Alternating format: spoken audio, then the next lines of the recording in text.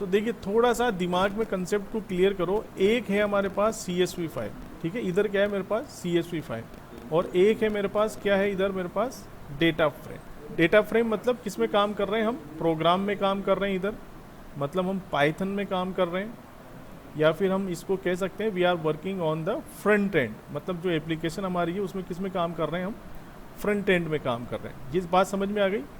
ये पूरा हमारा एक पोर्शन है जो प्रोग्रामिंग वाला पोर्शन है, मतलब हम थोनी में काम कर रहे हैं, या जो भी आप IDLE टूल यूज़ कर रहे हैं उसके लिए।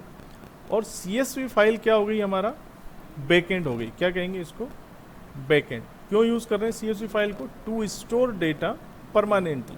अब जो डेटा है, जो टू स्टोर डेटा परमानेंटली, अब अगर ये डेटा हम चाहते हैं कि हमारा जो प्रोग्राम का जो डेटा है या जो डेटा फ्रेम का जो डेटा है उसको मैं CSV फाइल में स्टोर करूं, तो एक ऑपरेशन हो सकता है कि जो डेटा फ्रेम मैंने बनाया है, मतलब डेटा फ्रेम मेरे पास ऑलरेडी बना हुआ है और उस डेटा फ्रेम को मुझे CSV फाइल में सेव करना है।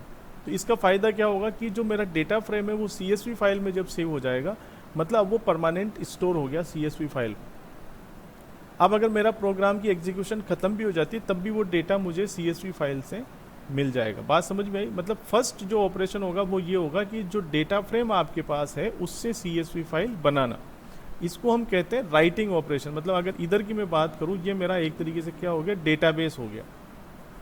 तो डेटाबेस को हम क्रिएट कर रहे हैं, तो इस ऑपरेशन को मैं क्या कहूँगा, राइटिंग ऑपरेशन। मतलब मैं यहाँ पर CSV फाइल को राइट कर रहा हूँ, राइटिंग। और ये काम जिस फंक्शन के थ्रू किया जाएगा उस फंक्शन का नाम क्या होगा, to_CSV, क्योंकि हम CSV में डेटा को भेज रहे हैं। Is it clear. और बच्चों सेकेंड ऑपरेशन क्या होगा कि जब मेरे पास कोई डेटा फ्रेम नहीं बना हुआ है और मैं चाहता हूँ कि CSV फाइल के अंदर जो कंटेंट है वो उनकी हेल्प से मुझे डेटा फ्रेम बनाना है, मतलब फिर मुझे कुछ प्रोग्रामिंग करनी है। तो CSV फाइल से जब आप डेटा फ्रेम क्रिएट करेंगे, मतलब जो रिवर्स ऑपरेशन जो हम करेंगे, मतलब हम क्या करेंगे, CSV फाइल को रीड करेंगे, मतलब इसको हम क्या कहेंगे, रीडिंग ऑपरेशन कहेंगे। और ये किस फंक्शन के थ्रू करेंगे हम, read_CSV। तो to_CSV जब हम कर रहे हैं, मतलब डेटा फ्रेम हमारे पास ऑलरेडी है और उससे हम CSV फाइल यहाँ पर बना रहे हैं, तो it create CSV file from data frame. Is it clear. और read_CSV मतलब CSV फाइल को हम रीड कर रहे हैं और उसके कंटेंट से हम डेटा फ्रेम बना रहे हैं। सो create data frame from CSV file. CSV का मतलब है कोमा सेपरेटेड वैल्यू फाइल, मतलब जितने भी कंटेंट इसके अंदर होंगे वो कोमा से सेपरेट किए हुए होंगे, इसी को हम CSV फाइल कहेंगे। तो जो पहला जो ऑपरेशन है हमारा, reading from a CSV file to a data frame, मतलब CSV फाइल हमारे पास ऑलरेडी है, उसकी हेल्प से मुझे डेटा फ्रेम बनाना है। So this is a very simple, import pandas as PD, ये करना ही करना है। अब डेटा फ्रेम मुझे बनाना है, सपोज EMP डेटा करके इक्वल टू PD.read_CSV, फिर उस CSV फाइल का आप पाथ दे देंगे जिस CSV फाइल से आपको डेटा फ्रेम बनाना है। उस CSV फाइल के जो भी कंटेंट होंगे वो वैसे के वैसे आपके डेटा फ्रेम के अंदर एक्सट्रैक्ट हो जाएंगे। D ड्राइव था और D ड्राइव में मैंने कुछ CSV फाइल यहाँ पर क्रिएट की थी, जैसे एक first.CSV फाइल मैंने यहाँ पर बनाई थी, इसको मैं नोटपैड में ओपन कर लेता हूँ। ये देखिए, ये मेरे पास CSV फाइल थी, S number, name, address, percentage, और ये इसके कंटेंट थे। तो ये CSV फाइल मेरे पास है और इस CSV फाइल से मुझे डेटा फ्रेम बनाना है। So how can I made this. तो देखिए डेटा फ्रेम बनाना है मतलब CSV फाइल को रीड करना है। अब ये आपको समझ में आना चाहिए, CSV फाइल मेरे पास है, ये मेरे पास CSV फाइल है, first.CSV फाइल है, इसकी लोकेशन पता होना चाहिए। अब इससे मुझे डेटा फ्रेम बनाना है। तो सपोज मैं डेटा फ्रेम बनाना चाहता हूँ DF नाम का, DF equal to PD dot, जो फंक्शन मैं यूज़ करूँगा read_CSV, और अब मुझे उस फाइल का पाथ देना पड़ेगा जिस पाथ में मेरी फाइल एग्जिस्ट करती है। तो ये जो first.CSV है ये कहाँ एग्जिस्ट करती है, मेरी D ड्राइव के अंदर एग्जिस्ट करती है। तो D ड्राइव के अंदर डायरेक्ट ये डली हुई है। अगर किसी फोल्डर के अंदर होता तो पूरा कंप्लीट पाथ में वहाँ पर देता, तो D:, यहाँ पर पूरा पाथ में दूंगा D:, और डबल स्लैश आपको यहाँ पर यूज़ करना है, first.CSV CSV। यहाँ पर देखिए इसका F छोटा है, मैंने यहाँ F कैपिटल लिख दिया, इसको भी मैं छोटा करता हूँ। एग्जैक्ट मैचिंग फाइल की यहाँ पर होनी चाहिए, बस इतना सा कोड है। यही पाइथन की ब्यूटी है कि बहुत कम कोड से हमारा काम हो जा रहा है। DF को मैं डायरेक्ट यहाँ पर प्रिंट करके देखता हूँ, इस पूरी CSV फाइल का डायरेक्ट आपका डेटा फ्रेम बन गया है। अब अगर इस CSV फाइल के अंदर 10 रिकॉर्ड होते, 10,000 रिकॉर्ड होते, 10 करोड़ रिकॉर्ड भी अगर होते, तो वो पूरे 10 करोड़ रिकॉर्ड आपके डायरेक्ट डेटा फ्रेम में आ जाता है और प्रोग्राम के अंदर आपको वो 10 करोड़ रिकॉर्ड मिल जाते हैं। तो आप देखेंगे कि कितना आसान हो गया है। अगर आपके पास सपोज मैं देखो यहाँ पर इनको कॉपी पेस्ट कर देता हूँ, देखो इसका मैजिक आप देखना, ये कॉपी पेस्ट कर रहा हूँ और ये कितने सारे रिकॉर्ड हो गए। मैं इन सबको भी कॉपी कर लेता हूँ यहाँ से और फिर नीचे पेस्ट कर लेता हूँ। देखो इतने रिकॉर्ड हो गए। इसको मैं सेव करता हूँ, यहाँ पर इस नोटपैड की फाइल को सेव करता हूँ और इसको एग्जीक्यूट करता हूँ। तो आप देखिए कितना पूरा डेटा फ्रेम हमारा कितना भर के आ गया है।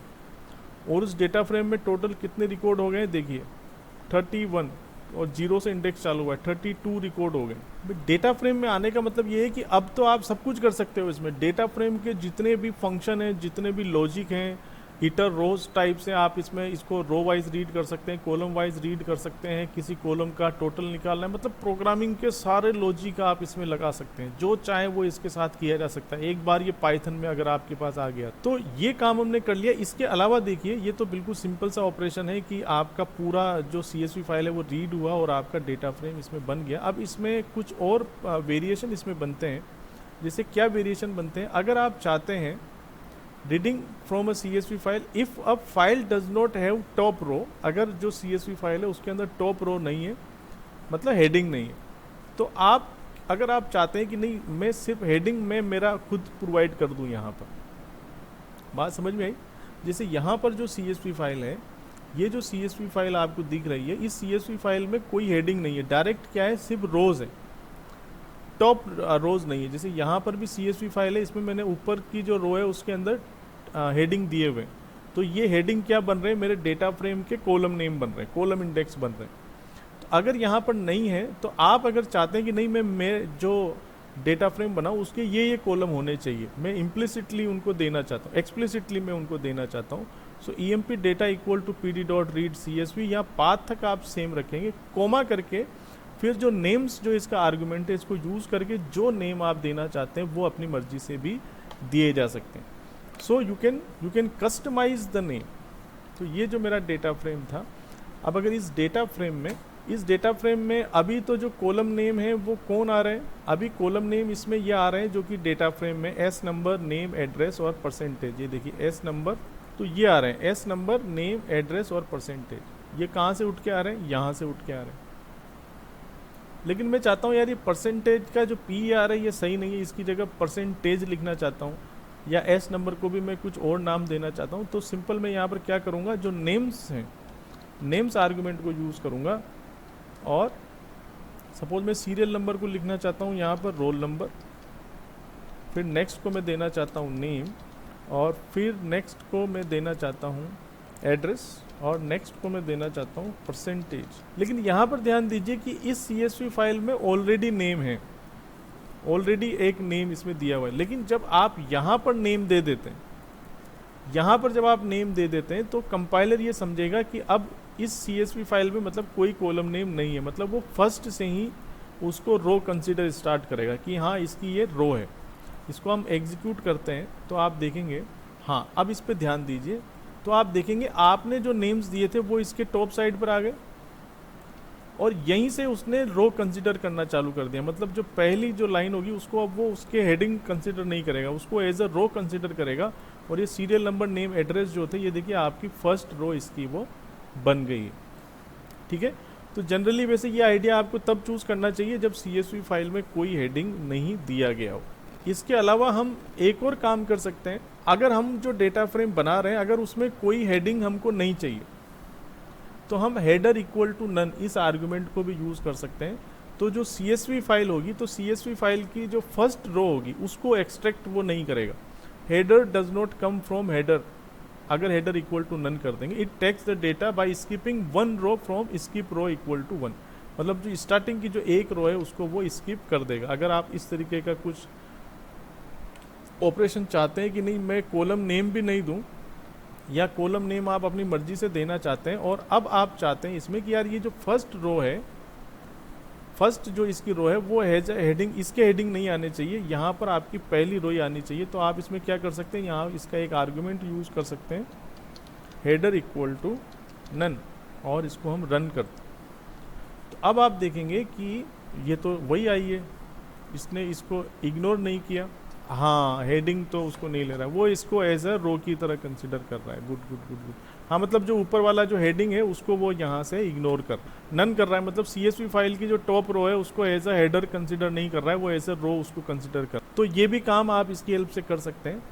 और हाँ, इसमें एक और इम्पोर्टेंट है कि अगर आपकी CSV फाइल काफ़ी बड़ी है और आप उसमें से कुछ सिलेक्टेड रोज कोई लेना चाहते हैं, तो एक आर्गुमेंट इसका यूज़ कर सकते हैं n रोज, और n रोज करके आप जितने नंबर देंगे तो उतनी ही रोज वो एक्सट्रैक्ट करेगा CSV फाइल में से। जैसे n रोज इक्वल टू 3 दे दिया तो सिर्फ 3 रोज को ही वो एक्सट्रैक्ट करेगा। ठीक है, ये भी काम आप करके देख सकते हैं। तो जो मेरा ये हेडिंग थे, हेडिंग मैंने दे रखे हैं रोल नंबर, नेम, एड्रेस, और यहाँ पर मैं n रोज जो इसका आर्गुमेंट है इसको यूज़ कर लेता हूँ, n rows equal to 4 suppose, then it will just extract the first 4 rows of the data frame। अच्छा, इस ऊपर वाले को मैं हटा ही देता हूँ इसमें से कि भाई मुझे हेडिंग इसमें लेना नहीं, क्योंकि हेडिंग मैंने मेरा दे दिया है। इसको मैं यहाँ से सेव कर लेता हूँ CSV फाइल में, और इसको मैं रन करता हूँ। तो आप देखेंगे सिर्फ वो 4 रिकॉर्ड ही एक्सट्रैक्ट करेगा CSV फाइल से। तो अगर कोई सिलेक्टेड ऊपर से कुछ काउंटिंग के रिकॉर्ड अगर आपको लेना है तो ये टॉप साइड से ही काउंट करेगा। एक और इम्पोर्टेंट है, reading from CSV file when separator is other than comma. तो वैसे बाय डिफ़ॉल्ट जो CSV फाइल बनती है वो कोमा से ही सेपरेट होती है, मतलब जो उसमें सेपरेशन है वो कोमा से ही होता है, इसी वजह से इसको कोमा सेपरेटेड वैल्यू फाइल कहा जाता है। लेकिन कई बार CSV फाइल को कुछ अलग सिंबल से भी सेपरेट कर दिया जाता है। जैसे इसमें कोमा आ रही है, अगर कोई CSV फाइल है जो कि कोमा से सेपरेट नहीं हो रही है, जैसे यहाँ पर ये CSV फाइल दी है जिसमें आप देखेंगे ये एक्सक्लेमेशन का जो साइन है इससे ये सेपरेट हो रही है। तो कोमा के अलावा अगर कोई दूसरा सेपरेटर यूज़ किया हुआ है तो आप ये जो सेप आर्गुमेंट है, इस सेप आर्गुमेंट को यूज़ करके आप बता सकते हैं कि सेपरेशन जहाँ पर ये मिले उससे वो आइसोलेट कर पाए वैल्यूज़ को। तो जैसे अगर ये CSV फाइल है, ये 2 ही रिकॉर्ड है CSV फाइल में, लेकिन अब इसमें जो सेपरेटर है वो कोमा नहीं है। सपोज मैं इसमें सेपरेटर ये @ यूज़ कर रहा हूँ, तो जहाँ जहाँ पर भी कोमा है वहाँ पर @ तो CSV फाइल में सेपरेटर आप अपने लिहाज से चेंज कर सकते हैं। अब जैसे @ यहाँ पर सेपरेटर है, मतलब 2 वैल्यू को सेपरेट करने के लिए @ यूज़ कर रहे हैं। अब अगर आप डायरेक्ट इससे रन करेंगे इसको, जैसे अब आपने डायरेक्ट फंक्शन लगाया है यहाँ पर रीड CSV, और चलिए मैं इन सब को भी हटा देता हूँ, सिंपल सा इसको रखता हूँ यहाँ पर ये CSV फाइल, और इसके हेडिंग भी यहाँ पर डाल देता हूँ, suppose S number @name address @PER। अब ये मेरा हेडिंग है। अब मैं इससे ये डेटा फ्रेम को रन करता हूँ, तो आप देखेंगे उसने सेपरेट नहीं किया। अभी क्या किया इसने, ऊपर वाला जो ये पूरा था इसको एक वैल्यू कंसिडर की, और उस एक वैल्यू को एज अ कॉलम यहाँ पर बना दिया। नेक्स्ट वाले को भी एक सिंगल वैल्यू कंसिडर की और उसकी वैल्यू बना दी। ठीक है, क्योंकि वो उसको बाय डिफ़ॉल्ट तो वो CSV फाइल को कोमा सेपरेटर से यूज़ हो रहा था, लेकिन अब मैं चाहता हूँ सेपरेटर यहाँ पर @ है, तो मैं यहाँ पर आर्गुमेंट यूज़ कर दूंगा सेप इक्वल टू और फिर @ तो अब उसको मालूम हो जाएगा कि मुझे @ से इसको सेपरेट करना है। और अब इसको हम रन करते हैं, तो देखिए बिल्कुल first class. Name S number, name, address, %, 4 column बन गए और ये इसकी वैल्यू आ गई। CSV फाइल में सेपरेटर एक ही होगा, कोमा होगा तो कोमा ही होगा, @ होगा तो @ ही होगा, हैश होगा तो हैश ही होगा। अगर आप मल्टीपल सेपरेटर यूज़ कर रहे हैं तो फिर वो जो CSV फाइल का जो लॉजिक है जिसमें सेपरेटर के तौर पे ही उसको रिकग्नाइज किया जाता है, फिर वो काम ही नहीं करेगी। ठीक है, तो ये सेप आर्गुमेंट को यूज़ कर सकते हैं। Writing from a data frame to CSV file. अब इसका रिवर्स ऑपरेशन देख लेते हैं। जब हमारे पास डेटा फ्रेम है और उससे मुझे क्या बनाना है, उससे मुझे CSV फाइल बनानी है, तो मैं यहाँ पर इससे मुझे CSV फाइल बनानी है, नई CSV फाइल बनानी है। तो मैं क्या करूँगा, df.csv फाइल मुझे क्रिएट करना है, तो कौन सा फंक्शन यूज़ करूँगा, to_csv। अब कहाँ पर बनानी है, सपोज D ड्राइव के अंदर बनानी है, तो D:\/ अब जो भी नाम देना चाहे, सपोज न्यू नाम की CSV फाइल बनाना चाहता हूँ, CSV और इतना लिख के मैं यहाँ पर छोड़ देता हूँ। समझ में आई बात आपको? इसको मैं रन करता हूँ तो देखिए डेटा फ्रेम मेरा प्रिंट हो गया। तो अब मतलब ये CSV फाइल यहाँ पर बन गई होगी। तो मैं डी ड्राइव पे जाता हूँ और डी ड्राइव पे देखता हूँ न्यू नाम की कोई फाइल बनी है क्या। तो देखो न्यू नाम की यहाँ पर फाइल बन गई है और इसको मैं नोटपैड पे भी ओपन कर लेता हूँ। तो देखिए इस डेटा फ्रेम से ये CSV फाइल बनी है। लेकिन इसमें प्रॉब्लम क्या प्रॉब्लम नज़र आ रही है इसमें? हाँ, फर्स्ट में कोमा आ रहा है और जो आपके इंडेक्स हैं 0-1 जो इंडेक्स हैं वो भी एज अ रो काउंट हो रहे हैं। तो एक्चुअल में मैं चाहता हूँ कि यहाँ से ही CSV फाइल बननी चाहिए, 0-1 को उसको इग्नोर करना चाहिए। तो बाय डिफ़ॉल्ट अगर आप डायरेक्ट CSV फाइल बनाएंगे तो वो रो इंडेक्स को भी उसके अंदर ट्रीट करेगा। वो तो सेपरेटर के तौर पे जो सेपरेटर आप यूज़ करना चाहते हैं, भाई बाय डिफ़ॉल्ट मैंने कौन सा सेपरेटर यूज़ किया है, कोमा यूज़ किया है तो कोमा लग गया। लेकिन अगर मैं सपोज सेपरेटर यूज़ करना चाहता हूँ @ या हैश यूज़ करना चाहता हूँ तो अब जो CSV फाइल बनाएगा उसके अंदर सेपरेटर हैश कर देगा। देखिए यही फाइल है, ये मुझे फिर से बंद करके ओपन करनी पड़ेगी क्योंकि ये रिफ्रेश नहीं हुई ऑटोमेटिक। तो अब जो सेपरेटर है वो इसके अंदर हैश आ जाएगा। ये देखिए हैश आ गया। लेकिन ये जो प्रॉब्लम है इसकी जगह मुझे इसमें कोई आर्गुमेंट देना पड़ेगा।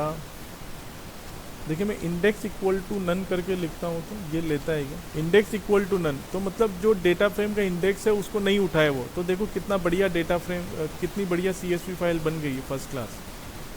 सिर्फ वो कॉलम नेम उठाएगा और उनकी कोरस्पॉन्डिंग डेटा एलिमेंट को ही उठाएगा। और इसमें अगर आप कर देंगे हेडर इक्वल टू नन शायद ये भी काम करेगा, नहीं जाएंगे कॉलम भी। देखो इसको रन करता हूँ तो देखो अब कॉलम नहीं आया, ये भी काम कर रहा है फर्स्ट क्लास। अब सिर्फ नीचे की रोज का ही CSV फाइल बनेगी, मतलब हेडर को नहीं लेगा वो। तो ये कार्यक्रम हमारा समाप्त हुआ है आज, जिसमें हमने CSV फाइल के साथ डेटा फ्रेम का इंटरेक्शन देखा। डेटा फ्रेम से CSV फाइल कैसे बनाएंगे और CSV फाइल से फिर हम डेटा फ्रेम कैसे बनाएंगे। तो उम्मीद है आपको ये समझ में आया होगा।